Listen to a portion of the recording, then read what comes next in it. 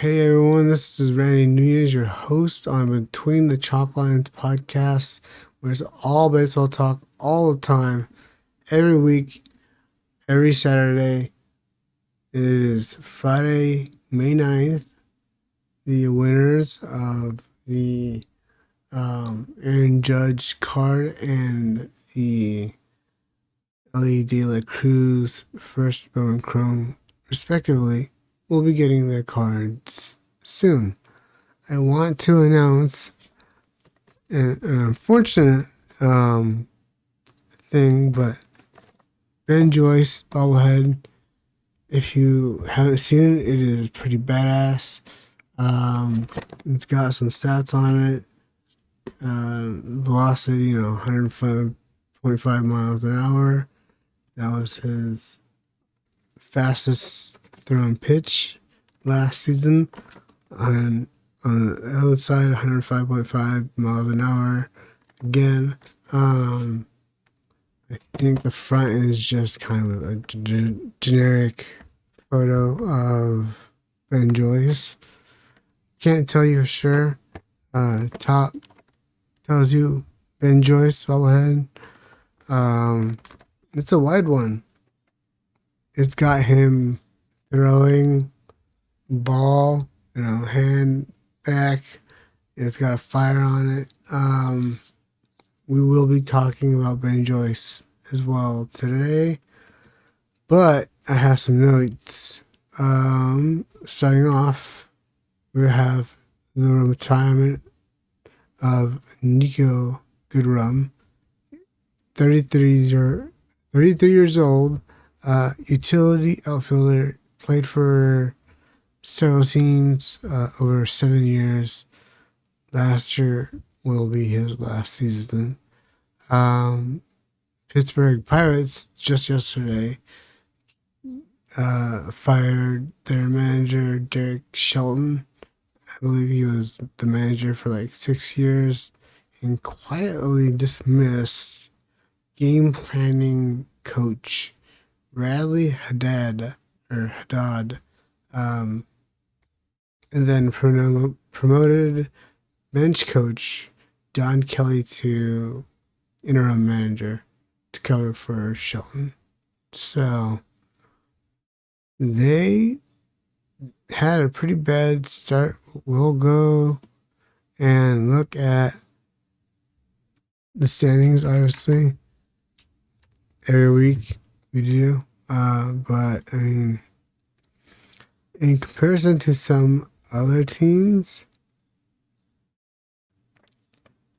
it's pretty safe to say the Pirates haven't had the worst start this season coming into May.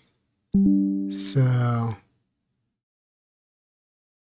moving on, Aaron Judge is still hitting 400 going into May 9th. Obviously, probably the front runner to the AL MVP and also another all-star trip for him. On the National League side, it's for my way too early MVP guesses. Corbin Carroll, who's been killing it, and his teammate, Geraldo Perdomo, as well as Fernando Tatis Jr.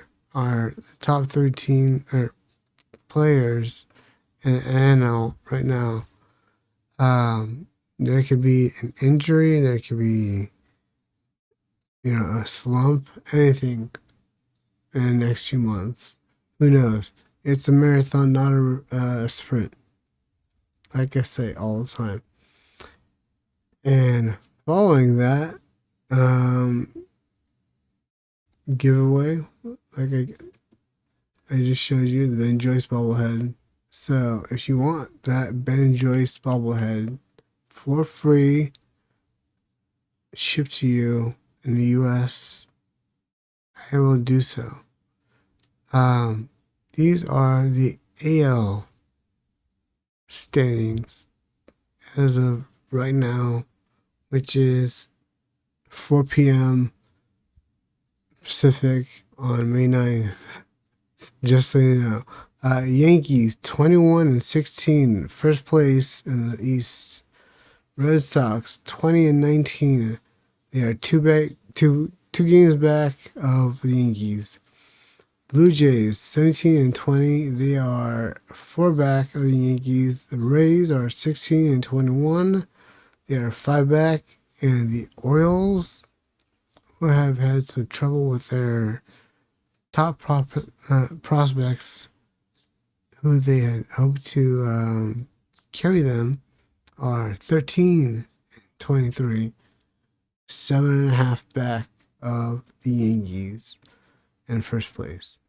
Central, the AL Central, everyone, is a wild one. 25-13 for the Tigers, first place. Guardians 22-15, 2.5 back of the Tigers. Royals 23-16 are 2.5 back of the Tigers. The Minnesota Twins are 18-20, 7 games back of the Tigers. And your Chicago White Sox are 10-28. Think about that. Worse than the Pirates' 12-26 start, and they fired their manager. So we'll see who's on the hot seat. Last year, the White Sox set a record for the most losses in a season. And who knows? Maybe if this continues, they're 15 games back of first place. I always say that, two things. It's a marathon, not a sprint, and you can lose a division, or I should say a postseason spot in April easily. So, White Sox, let's see what you do. Obviously, I can see them as sellers, Orioles, sellers. And AL West, who would have thought? Mariners, 22-14, first place. The Athletics, the Sacramento Athletics, officially, are 20-18. They are only 3 games back of first place behind the Mariners and the Houston Astros, who have had a hold on the AL West for so long, are 18-18, a 500 team, only 4 back of first place. Texas Rangers are 18-20, 5 games back, and the lowly Angels. I love them so much, but they just keep hurting me. 15-21, 7 games back of first place. Not entirely out of it. Like the White Sox are 15 out. But there are some things that the Angels just did, which was today they selected Sean Anderson's contract, and recalled Matthew Lugo, who actually performed pretty well in spring training. I was surprised that he didn't make the opening day roster, but they needed to make some room, so they sent down Ryan Johnson to high A. And if you know Ryan Johnson's story, he was drafted last year, didn't play in any games last year or any games in the minors this year. He went straight to the majors. But now I think he's in the area where he should be. Gustavo Campero was put on a 10-day injured list, and Ben Joyce, unfortunately, his program hasn't been going so well, so he was transferred to the 60-day injured list. Anderson signed a minor league deal going into the offseason with the Angels, and he's a lefty, played for several teams. He threw over, he threw 135 and 2/3 innings over 63 games, which included 16 starts from 2019 to 2022. So he's got some versatility. He can be a starter. He can be a long man. He can be a just pure bullpen arm, which the Angels, if I could pull up their stats, I would show you, but the bullpen is terrible right now. Just terrible. Going back to the standings, NL East, the Mets are 24-14, first place. Phillies are 22-15, just 1.5 back. Braves are making that surge. I told you that weird little drop where they just started in last place was not going to stay. 18-19, 5.5 back of first place. Nationals are 17-21, 7 back. And the Marlins in last place are 14-22, are 9 back. And that's not terrible. The Phillies, though, are 8-2 in the last 10 games, so they want that first place game, or first place position, I should say. NL Central, Cubs 22-16 in first place, followed by the Cardinals, who are 19-19. It's kind of weird to see a 500 ball team in second place. They are 30 back of first. Brewers are 19-19 as well, 3 back of first place. The Reds are 19-20, 3.5 back. And the aforementioned Pirates, 12-26, were 10 back of first place. The Dodgers have made their way back to the top. Everyone, it is May. It is a new month and a new start for the Dodgers. 25-13. They are 7-3 in their last 10 games and are in first place. The San Diego Padres are 23-13, 1 game back of first place. The Giants are 24-14, are only 1 game back of first place.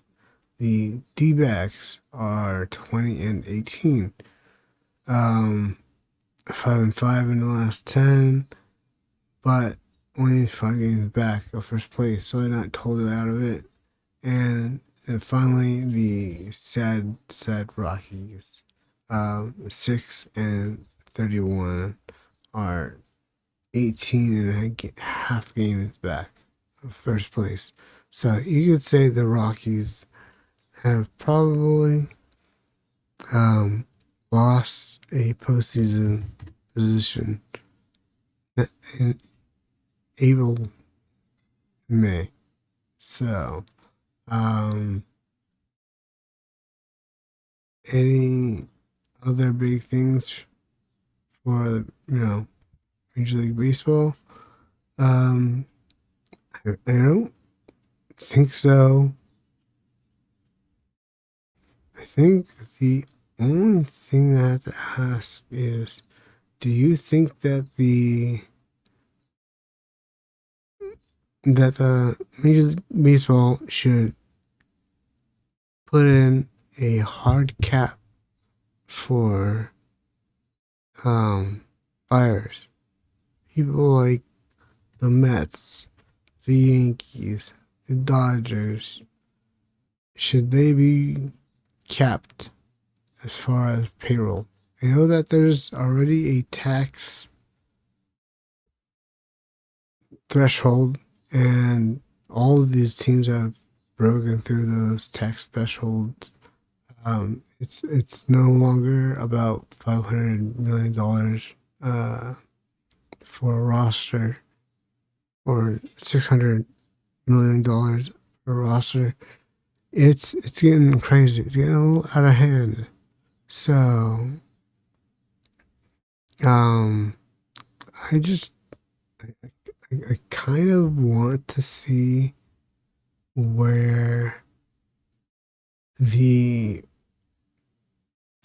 people feel on this. Do you feel that there should be a hard cap on the salary for the rosters, or should you be able to throw $700 million, $600 million on a single player, just a single player? Let me know, and have a great weekend.